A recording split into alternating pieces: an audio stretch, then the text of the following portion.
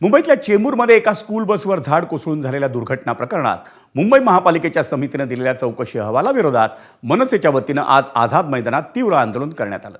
मुंबई महापालिका आयुक्त अश्विनी भिडे यांनी नेमलेल्या 3 सदस्यीय समितीनं उद्यान विभाग आणि महापालिका अधिकाऱ्यांना आपल्या अहवालात क्लीन चिट दिली होती। त्यामुळे मनसेच्या वतीनं उद्यान अधीक्षक जितेंद्र परदेशी यांच्या राजीनाम्याच्या मागणीसाठी भायखळ्याच्या राणीबागेत आणि आझाद मैदानातही तीव्र आंदोलन करण्यात आलं। त्यानंतर मनसेचे मुंबई शहर अध्यक्ष संदीप देशपांडे आणि मनसेचे मुंबई महापालिकेतील गटनेते यशवंत किल्लेदार यांच्या नेतृत्वाखाली मनसेच्या शिष्टमंडळानं या प्रकरणात मुंबई महापालिका आयुक्त अश्विनी भिडे यांची भेट घेतली।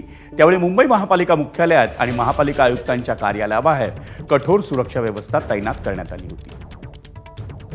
गार्डन डिपार्टमेंटनी कशा पद्धतीने चुकीचं काम केलं हे आम्ही त्यांच्या निदर्शनास आणून दिलं।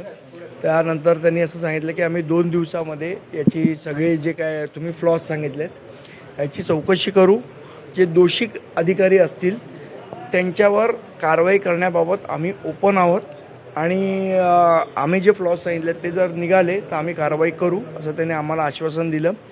आणि एक न्यूट्रल लोकांची तज्ज्ञांची समिती ते नेमणार आहेत, जी आमची मागणी होती या संदर्भात ती त्यांनी मान्य केलेली आहे। तर 2-3 दिवसात आठवड्याभरात निर्णय घेतील ते।